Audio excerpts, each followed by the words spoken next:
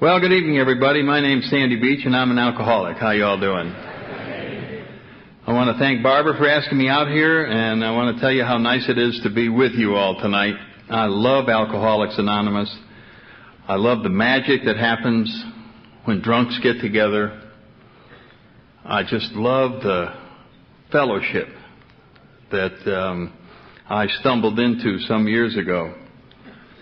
Whenever I hear the promises read, my sponsor told me to stop doing this, but I never listened to him. I always think of this for the trivia, for those of you that like AA trivia out there. Do you find any conflict between chapter 5 where it says half measures availed us nothing and the promises where it says we'll be amazed before we're halfway through? Just something to think about tonight, you know what I mean? I can just see new people calling their sponsor. Could you answer that question, please?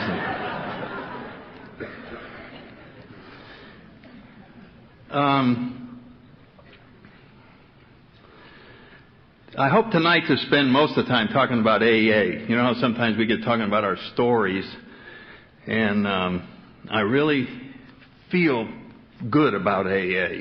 I just think it's the most remarkable social movement that has ever been seen on the planet Earth.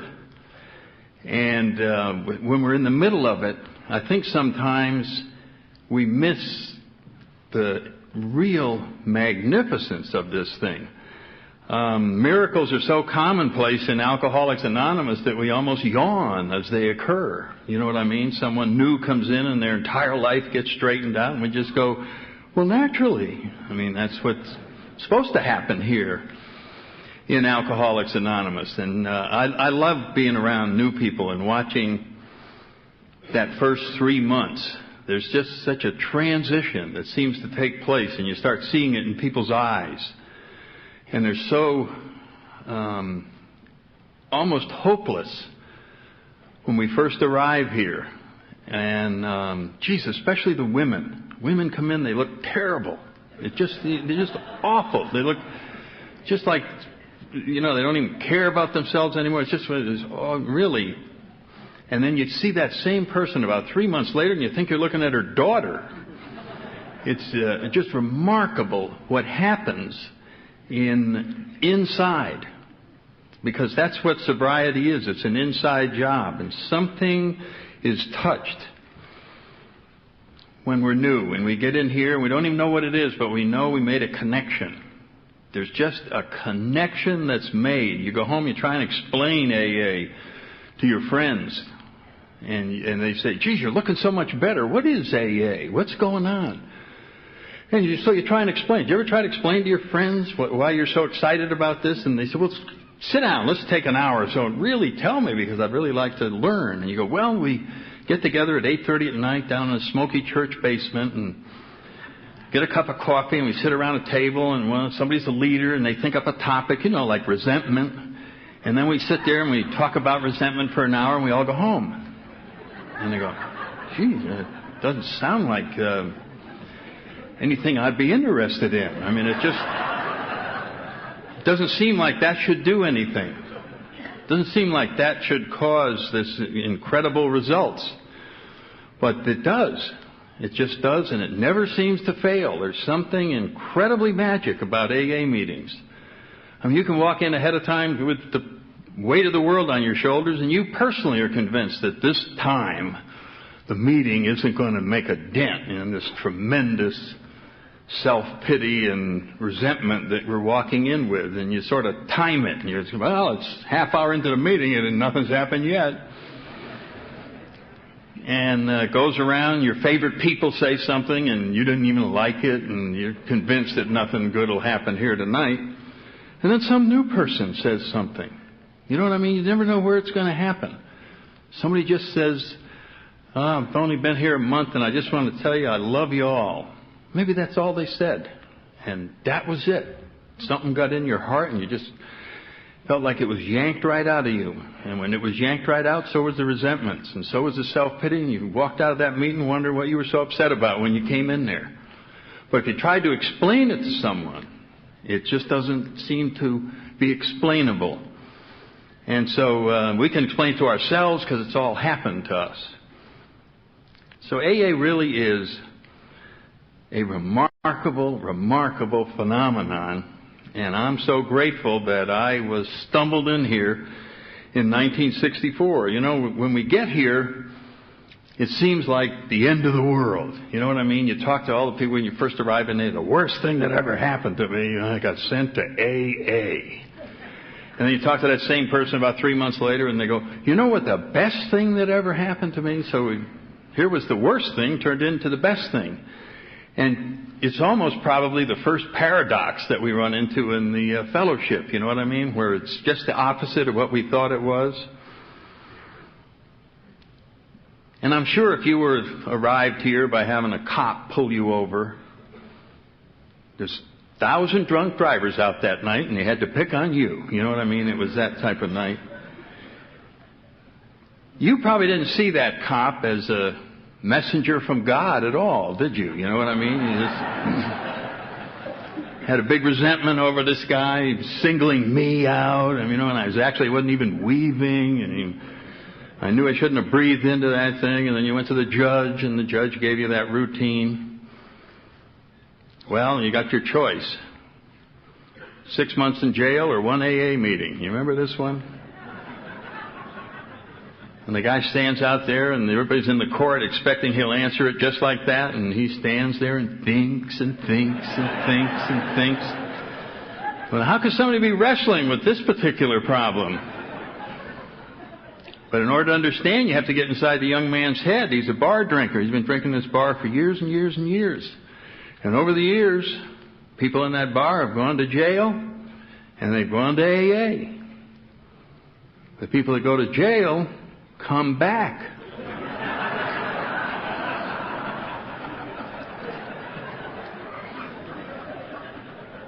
So he has a big dilemma, what happens to people? They go to AA and they just disappear off the face of the earth. Because we don't know anything about AA before we come here. I didn't know anything about it. I thought it was a government agency. I really did. I think I heard that somewhere in the Marine Corps. A guy went to AA and they assign an agent to you. You get a tattoo that says you're an alcoholic, official alcoholic, and if they ever see you in a bar drinking, you are never seen again. They just grab you and they're sent off to the Soviet Union or somewhere. That's what I thought AA was, so I certainly didn't want to come here. And like everyone else, I got here by default. You know what I mean? It wasn't a decision. It was not an intellectual decision. I haven't heard too many speakers get up here and say, well, I was sitting around the house one night, got to thinking about my drinking. I said, hey, if I keep on drinking, I could probably get in trouble someday. I think I'll just nip this in the bud and zip down to AA and just join in right away. I'd be very suspicious of that particular person, as a matter of fact. Most of us came here against our own better judgment. And a lot of it nowadays is the traffic cops and the judges and doctors. In my case, I had a grand mal seizure. And those things will get your attention. They're just you're biting your tongue in half. And I was in the Marine Corps, the good old United States Marine Corps at the time, where I had been hanging around is the best thing I could probably use. Other people had a career going.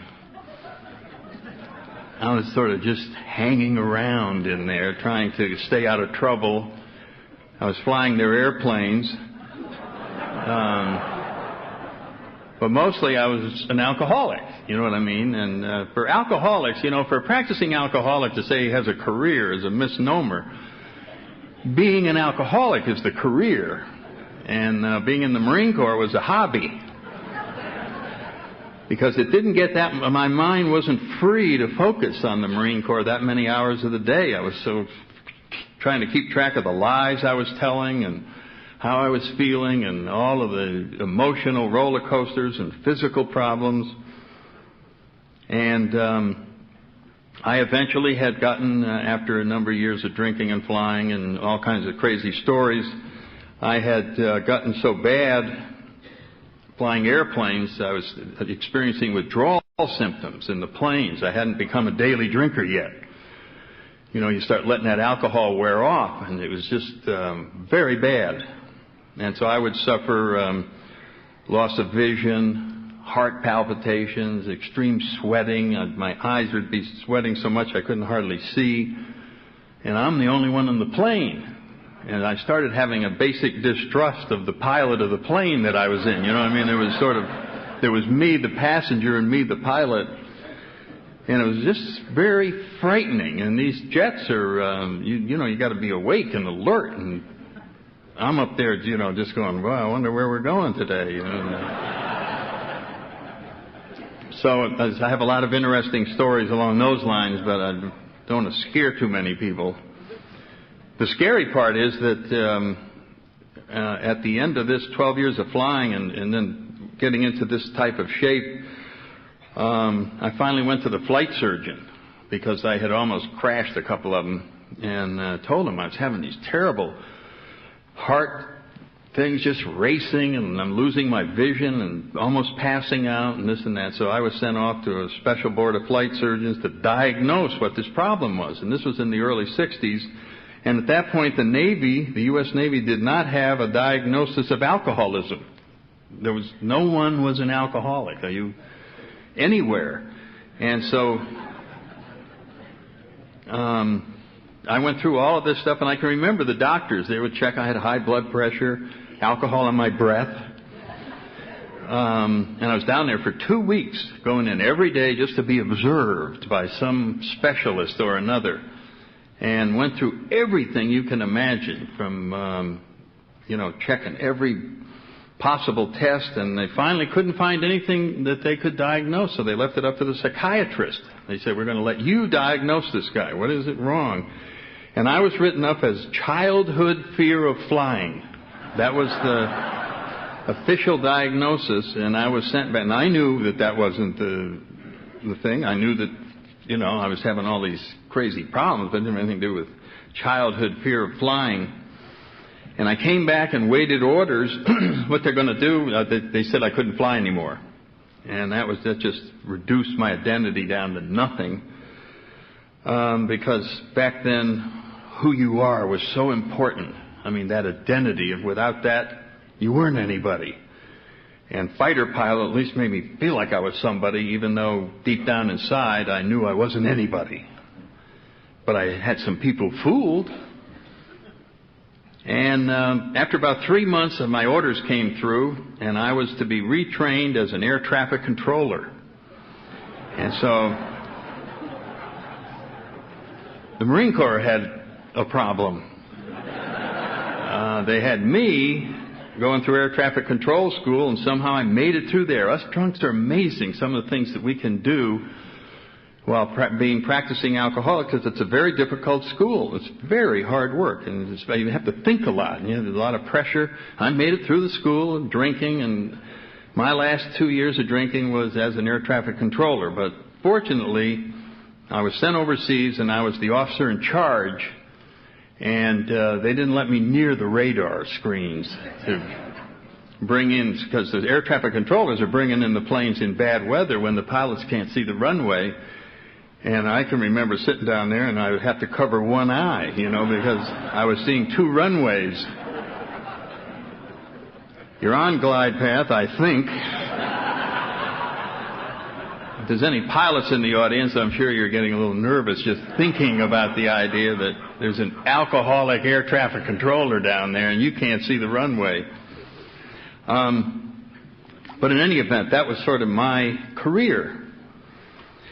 I got here, as I said, because I had a convulsion. I was attending a career school in Quantico, Virginia, and that was the very end of my drinking, and I was just almost schizophrenic. I mean, I was really freaking out. I couldn't find the school.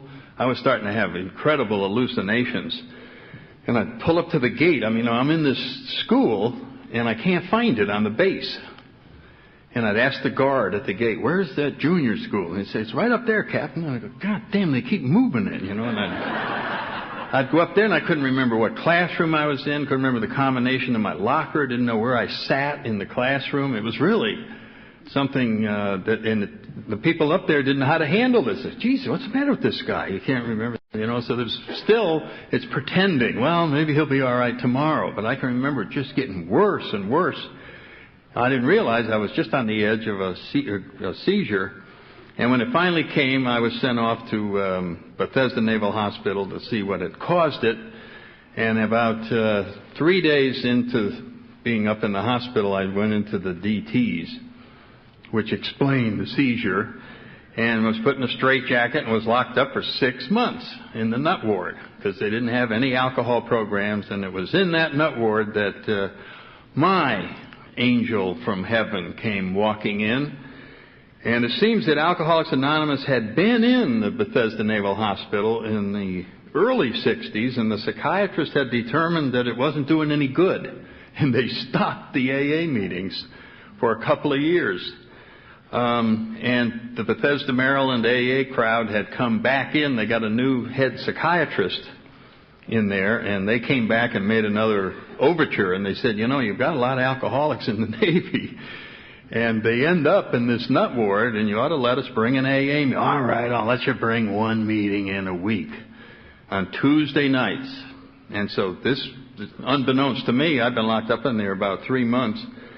And all of a sudden, AA is back on the schedule. So the way I got to Alcoholics Anonymous was I was locked up in the nut ward, and a corpsman came into the nut ward one night, and he said, "All drunks fall in." And so that's how I got to Alcoholics Anonymous. I was over in clay class working on an ashtray, and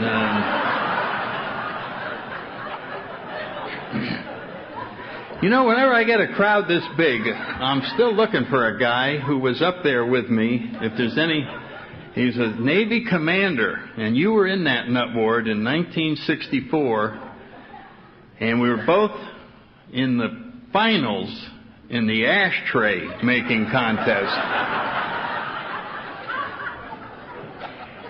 And I had clearly won, and they were judging it the next morning. I showed it to all the other patients, and they said yours was nothing compared to mine.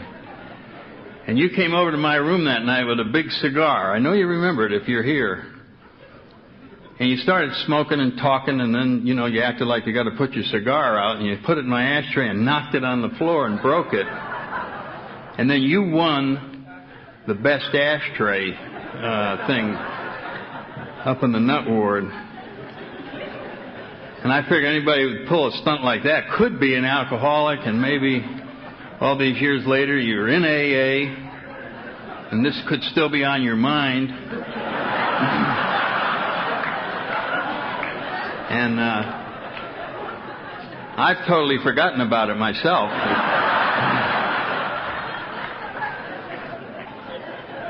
But you might be, coming up to the 8th and 9th step. And you say, geez, if I could just find that Marine captain, I could make that amend.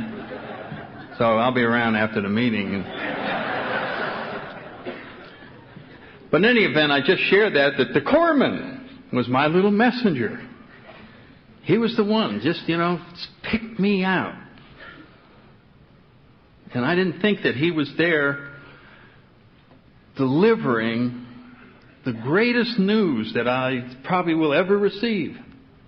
This little guy came walking in there, just like the big cop that pulled you over, or the doctor who told you you're going to die soon.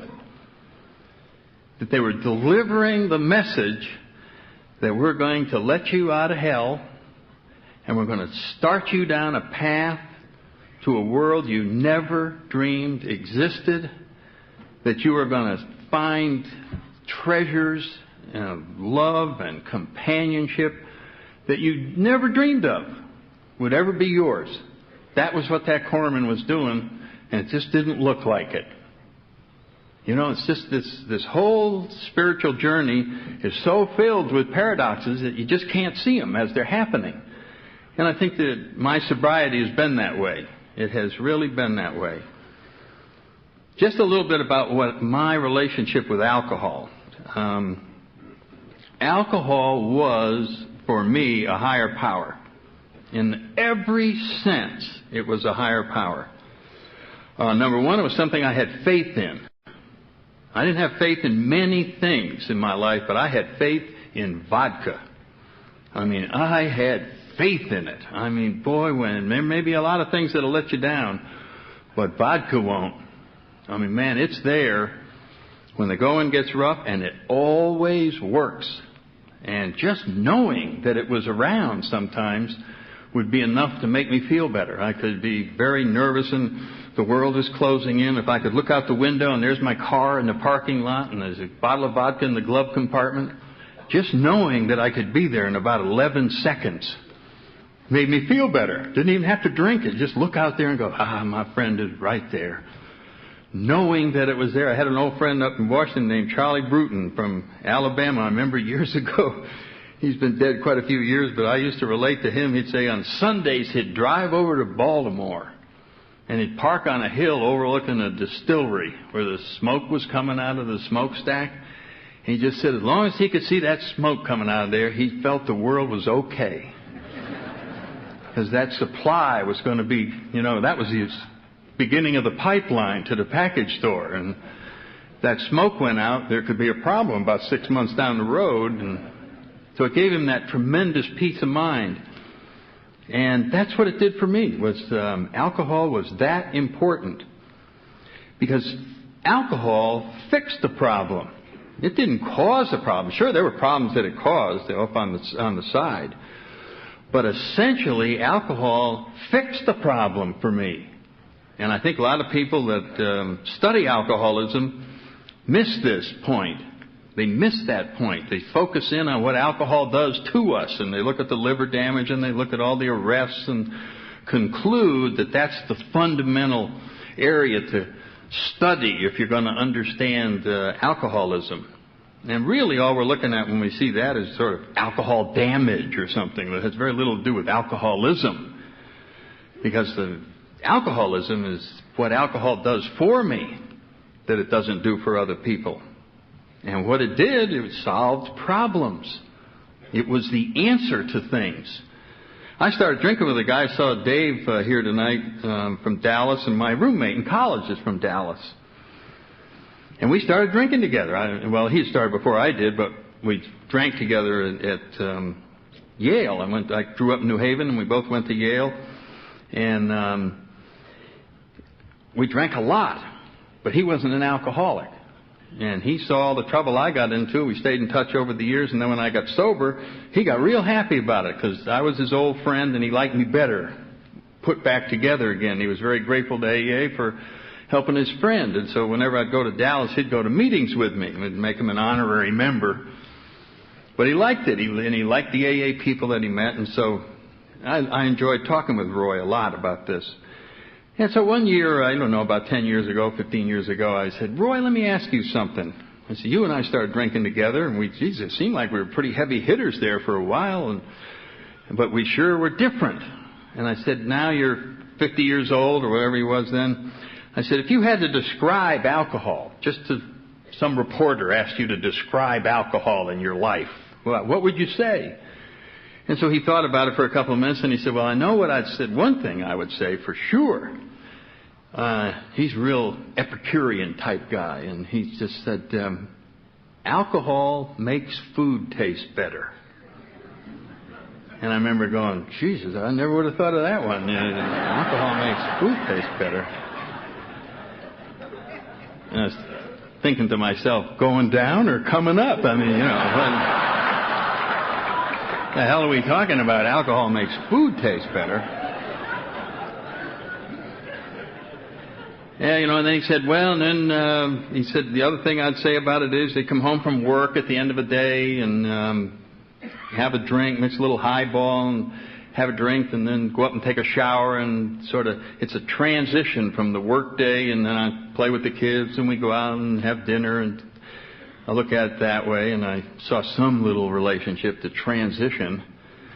And then he said, and then once in a while we'll have a group of people over, and we'll have some drinks, and it's just sort of a social elixir, and people feel a little bit better, and that's it. And that's about the total summation of alcohol.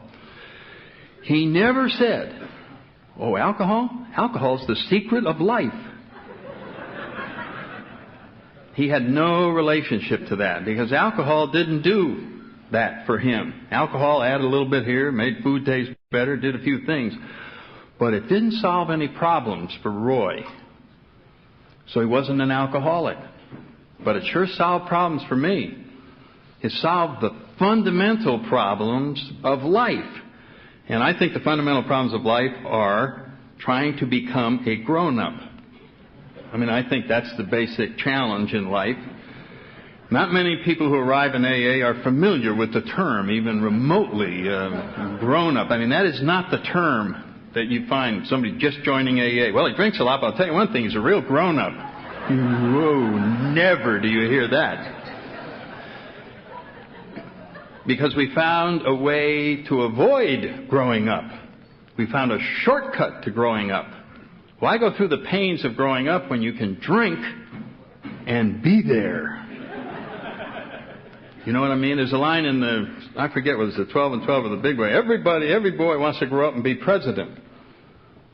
And I think it ought to be changed to every alcoholic boy wants to be president. And leave out that growing up stuff. I'd like to shortcut and get there. And so I guess for me, I was a typical person growing up, a nervous, skinny teenager, wandering around, what's going on? Afraid of women, don't understand sexuality, all of the things you have to deal with in order to move on through life. And maybe it sort of overpowered me, and I just really felt different from the other people, and I didn't share well, so I never talked to anybody about anything. Most of the information I got about life, I got off of bathroom walls. You know, geez, I didn't know that. My God. This is a hell of a world we're living in here, you know. It's just, you collect all this stuff and you don't share it with anybody. You got a lot of crazy ideas that are up in your head. And then I totally misunderstood church when I was in church. My sister sitting right next to me, she loved it. And I got totally terrified by it all. But I never talked to anybody. So I think a lot of us are great at internalizing life. And we just have it inside there and we re-experience it. And it grows and our feelings get larger and larger and fears get bigger and resentment gets bigger and insecurity gets bigger. And it seemed like it was reaching a bursting point because I was making no progress in figuring life out. The older I got, the more pressure I felt. And the older you get, you're supposed to be figuring this out. And I looked around, you know, and everybody else seemed to have life figured out. That old comparing other people's outsides with my insides. And I just wondered, geez, this is just every year there's more pressure. There's just more tension. Until alcohol came along. And when alcohol came in, it only took about 3 drinks.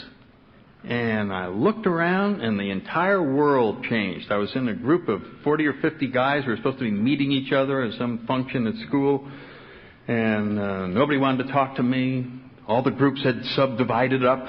And they were all chatting away. And there was one guy left out, me. And I'm going around the outside of the room going, I don't fit in here. I obviously don't fit in there. I don't fit in anywhere. And I'm getting ready to leave because that's what you do when you're anxious. You either leave or get more anxious. And I picked up a drink and drank it, picked up another drink and drank it, and then the third drink, I turned around and what I experienced was those 50 guys left and they were replaced by 50 of the most wonderful people you have ever seen. Alcohol didn't change me, it changed the world that I lived in. It made the world wonderful. Geez, I love this world. And you couldn't hold me back. You talk about the promises that we read here tonight. Well, I had the promises of whiskey. I intuitively knew how to handle situations that used to baffle me. I knew how to go to each one of those groups and tell jokes and just fit right in with those people. I had that sense with that third drink kicked in. I said, these guys are lucky. I'm here. You know what I mean? Wait till I come around and talk to all of them. They're going to be so damn excited. I mean, you talk about the opposite of the way I had been feeling before. It was very powerful stuff. Of course, later that night, I'm puking all over the rug, got a hangover, feeling terrible. Got up the next day, and I'm faced with a choice. Right away, I'm going, boy, that was some experience you had last night. All of us, I think, remember the first time we drank. We may not remember the first time we did a lot of other things, but most of us remember the first time we drank because it was such a significant event. And I remember the tremendous elation and then the tremendous sickness and the hangover that lasted all day because I'm just getting used to alcohol. So I was left with a choice. Well, you want to do that again? And it wasn't even a close decision. I said, all that puking and this headache and the stomach and the hot flashes, that's a small price to pay for what I experienced last night. And as the years went on, the price got bigger and the fun got less, and I still told myself that's a small price to pay for what I'm getting from alcohol. Tremendous perspective on life. It was my secret weapon. When I had alcohol in me, I wasn't alone anymore. You see, I had the feeling without alcohol I was like a battery, that you buy for your car, and you didn't forget to put the water in it, and it doesn't work.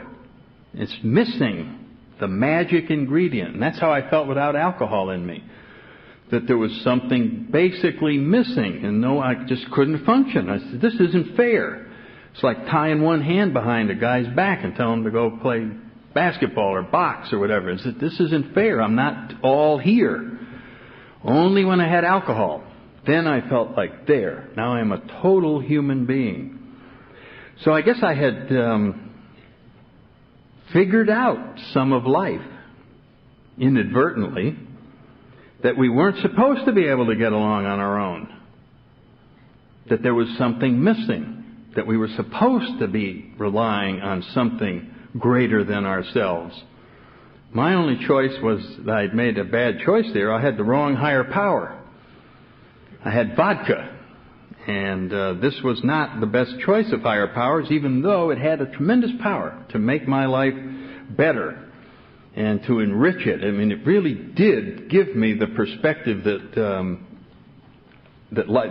the world was indeed a wonderful place. It was artificial, but at least it gave me a chance to see that there was something nice in the world. Because when the alcohol was gone, so was my ability to see anything of comfort in the world. It was replaced with that intimidating, as Clancy calls it, the technicolor went away and it was a gray world.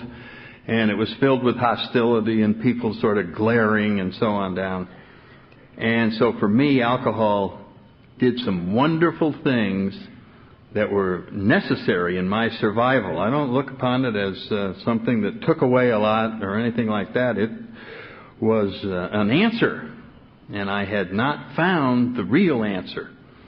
So that's sort of my relationship with alcohol. One of great dependence, great faith, and I'd literally turned my life over to alcohol. When I went into a package store, I'd look at those bottles of vodka on the shelf. I'd study them real close. It's transparent. You can hold that stuff up. Looks like water. Shake it and look in there. You even smell it if you could get the top off. But there's no way you would know what's in store for you by looking at it. You had to drink it. It's like checking a book out of the library, an adventure book. You don't know what's in there. It's going to be a great adventure if you read it. And I'm going to talk to the guy and I'd say, last time I was in here, I got a bottle of this stuff and I went to jail. I don't want to get one out of that box.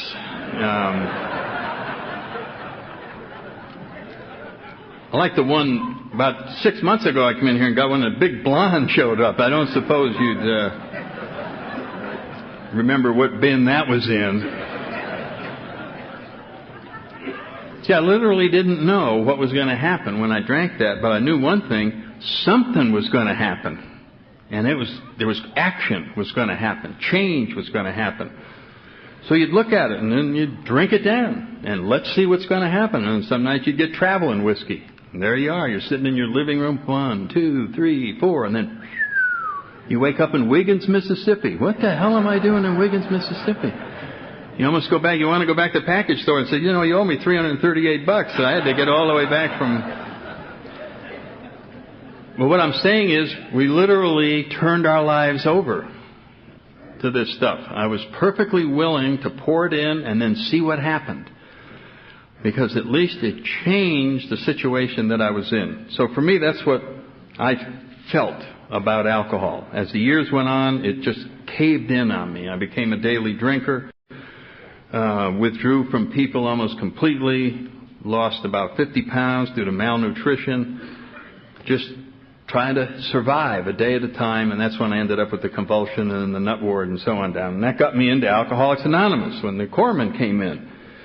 I stayed in the nut ward for 3 more months, and as soon as they let me out, I started drinking again. Because I said, hell, I'll just do this on my own. And that lasted about a week.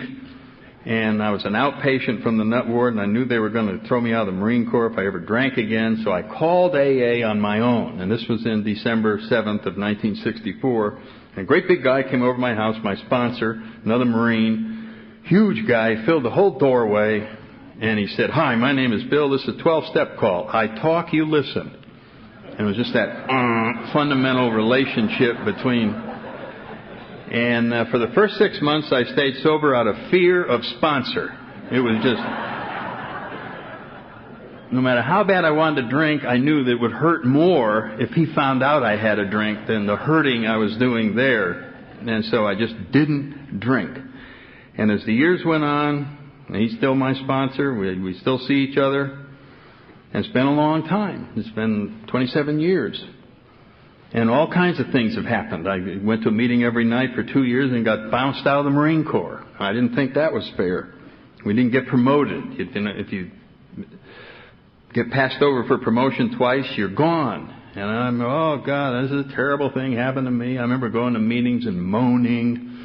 Can you believe this? I got thrown out of the Marine Corps. I went to a meeting every night. What the hell kind of a program is this? Went on and on.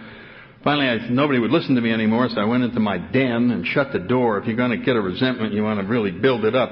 Keep people the hell away from you. You can just get in there and work on it by yourself. It's like baking bread, you know. It's just, pretty soon you can't even fit in the room with the resentment, you know. They'd probably make a Hollywood movie out of this resentment. I mean, this is probably the biggest tragedy that has ever happened in humankind. Went to a meeting every night and got thrown out of the Marine Corps. I mean, God, what bigger tragedy has ever happened? Move over Shakespeare. And I was in the middle of all this, and I was now talking directly to God, which I only did as a last resort when I had him. You know what I mean? Thanks a lot, God. You know what I mean? They want me to believe in you, and you did this. I was in there probably about a week, working God over real good. I'd get up every morning and say, well, I'm going to pray every morning, but I still got thrown out of the Marine Corps. I'm going to start that, and then I'll say my prayers. And in the Washington Post one day, I was reading the Washington Post, and there's a little story in the local news section about a presentation team out of Quantico that I was on. It was the instruction team that I was on. They flew around to other service schools and did a 2-day show on the future of the Marine Corps. And it seems that this team had just flown into a mountain in Denver and killed everyone on board. And if I had had my way and been promoted, I would have been there. And so I read that thing, and the first thing that occurred to me was, God knew I had read this. And I felt real guilty. I closed the paper, you know, like... a lot of good that's going to do. And I remember hemming and hawing and going, well, if you just told me this was going to happen, I wouldn't have been complaining so much about getting thrown out of the Marine Corps. And I guess that started the school, the wonderful AA school. And I guess that's what I'd like to talk about for my remaining time here, because I did see a lot of new people standing up, and it's so exciting to have you here. Maybe this is your first conference. And this Alcoholics Anonymous is so much more than we thought it was. You know, Bill writes about this in our literature. We come here and we think that what's involved is not drinking. And we finally deal with that. It's the biggest thing in the world. And we just go, there, whew. I've finally done everything that's required to be in Alcoholics Anonymous. I've accepted the fact that I'm not going to drink anymore. And if you have a sponsor like I do, he goes, well, that's a good start, but there's more. And I go, well, I don't really need any more, and I don't want any more. I know, but I think we're going to have to go a little beyond just not drinking. And I said, well, how far beyond? Well, we don't want to go into all of that. We don't want to get into all of that. Well, I'll go into all of that. I'll tell you what I think is involved. It's really just a two-step program. All you have to do is not drink and change everything there is about you. That's all that's required here in Alcoholics Anonymous. And that's exactly what happens in this incredible program. Piece by piece, we just go in and get rid of things. I sometimes think sobriety is like a balloon ride. The more you get rid of, the better the view is. The more you throw away, the better the view is. The more unrestricted we become. That's all, Chuck Chamberlain talks about that. Uncover, discover, discard. We just throw away things. That's how, remember there was somebody asked this sculptor, how'd you make this beautiful thing? He said, well, I just found a big block of granite and took away everything that wasn't a beautiful lady. And that's what was left was absolutely magnificent. And that's what happens here. It doesn't look like we're doing anything. Probably doesn't look like when the guy's chopping away, he's throwing stuff away, and you're going, what's coming out of here? And then at the end, all of a sudden, there's this beautiful statue that was there all along. It was just getting rid of all the stuff that wasn't the beautiful statue. And sometimes when we come in here, we think we're dirty, scummy, rotten human beings. Because that's what alcoholism makes us feel like. And we've just collected a whole bunch of junky ideas. And that's all that's rattling around in our heads. And we get a hold of a sponsor, and they tell us, you are an incredibly beautiful child of God. That's who you are. That's your total identity.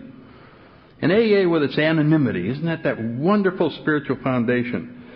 It just strips away all the other identities that we're so proud of. Well, who would you say you are? Well, I'm a lawyer, Harvard, PhD.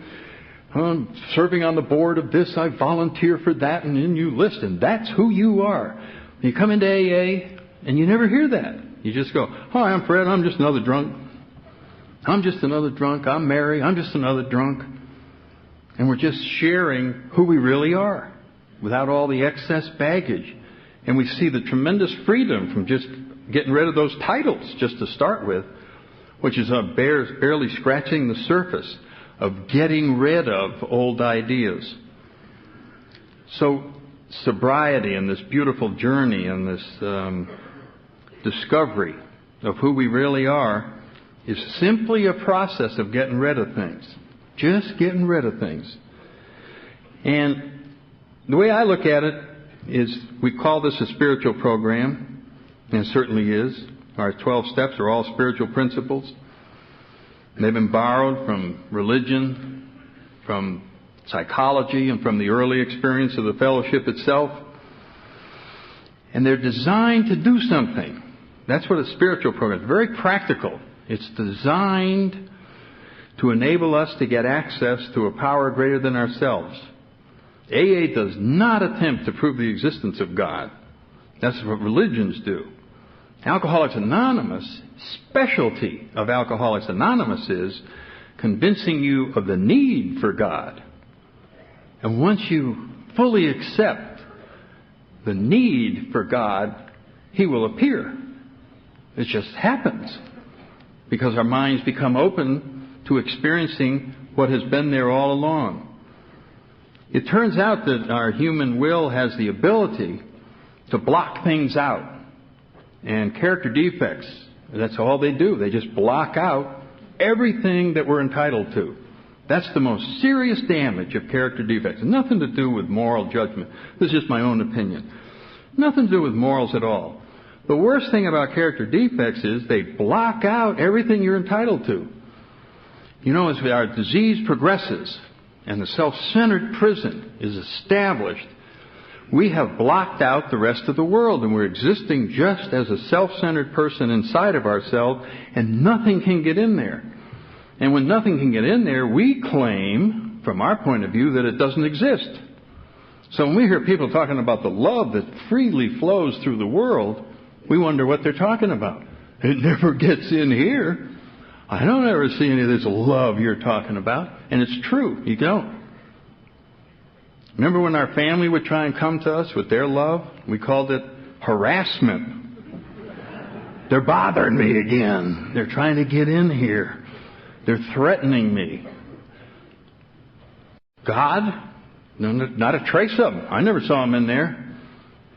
As far as I was concerned, there wasn't one. Because I was blocking out everything that I was entitled to. That's why so many of us think about suicide. There's one way to get out of this thing. Because there doesn't seem to be any answer. So we come in here and we get convinced that the only answer is a higher power. And we get convinced because we have a first step that says we're powerless. And that's how a spiritual program is built, is on that one word, powerless. All you have to do to become spiritual is admit you're powerless. Because as soon as you admit you're powerless, you've said, unless there's a higher power, I'm screwed. That's what powerless says. You're like a guy who, on the ground, it's a great deal of difference between where we are and then where we end up. Did you ever look at a parachute and watch people pack them? I used to look at them packing them, and guys are in there, they're going, beep, beep, beep, beep, bam, bam, they put a couple of springs and then put on your back, and they go, geez, I'd never jump out of a damn plane with one of those things on. I mean, I don't trust them. I just watch the way they pack those things. As far as I'm concerned, I'm never jumping out with a parachute. I don't believe in parachutes. Now, that's a great statement to make on the ground.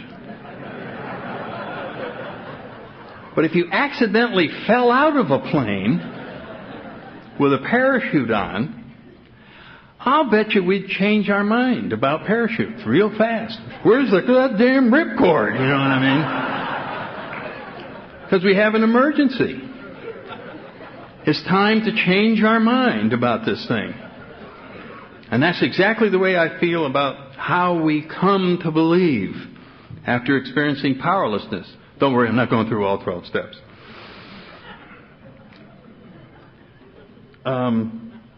We come to believe in exactly the same way, because once powerlessness sets in, we are ready to take the second step. And I've done this in many talks. It's just my best explanation of how I think this program works is we, in the second step, after admitting powerlessness, we're very much like the person who is falling from an airplane about to hit the ground. And this is where the second step comes in. I mean, when you first start falling from way up high, relative motion hasn't set in, and you're sort of coasting around the clouds, and you're going, hey, something will happen soon. But it takes a couple of minutes.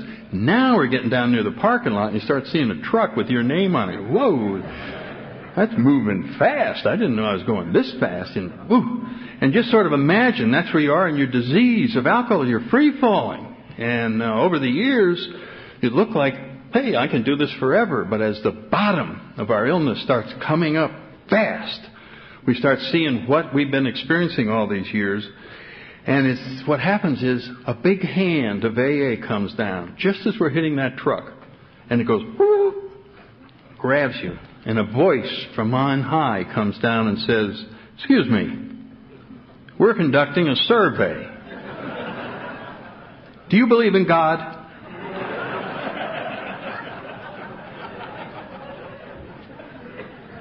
And you see, under those conditions, we might get a different answer than we got last week. My answer was, no, but I'm willing to reconsider due to the circumstances. And that's the circumstances is the first step. You're powerless. Once we do that, we have to take the first step 100%. If we don't take the first step 100%, the rest of the program doesn't seem to work right. So that's why we harp on that. Powerless, powerless, powerless. Because if you somehow conclude that you're semi-powerless over alcohol, you're going to semi-need the steps, you're going to semi-need a sponsor, you're going to semi-need a home group, you're almost going to get this, and you're almost going to get sober. Which is the same as not even coming here. Because almost, half measures, none of that works. We have a program that is dependent totally on surrender. And that's where powerless comes in. That convinces us of the need for a higher power, and it opens the door to the rest of the program. And all that's involved now that we understand that is getting rid of the things that block the higher power. To me, that's all sobriety is keeping the channel open. Resentments, anger, fear. Their greatest damage is that they block the flow of the program, of the love of our higher power. And so the greatest thing we do for each other at meetings, and we may not think of that we're tent-stepping each other at meetings, but if you get a good home group and you get close to people who really care for you as much as you care for them, this is how it works. You come to the meeting that night and you've had a bad day and you're choked up to here with some jerk at work did this and they come in and they see you and they go, Fred, what's the matter? And you go, nothing. You remember that? And that's when they walk in and they go, come on everybody, Fred's blocked. And they get him and they go, Fred, what the hell is it? Come on, we're not going to let you go. Don't people at work. And, okay, well then tomorrow you got to go make an amendment. I'm making an amendment. Okay, and we unblock Fred. We just get that blockage out of the way so that he can spiritually breathe again. And then it comes in, and the program comes in, and all of a sudden he goes, oh yeah, everything's okay at work. Remember that? That wonderful feeling? As soon as the blockage is gone. Has nothing to do with changing the people at work. Has nothing to do with changing anything except the removing the blockages so that this wonderful reality, the spiritual reality of Alcoholics Anonymous, of a higher power, can freely flow in. So we breathe in this wonderful sobriety. And as it nourishes us, it changes our perspective. And we look back at this mess and we go, hey, it looks okay to me. Looks okay to me. What a jackpot. That is what is available here. Freely available. And all we have to do is work on the things that's blocking us. There's this very thing that we have built.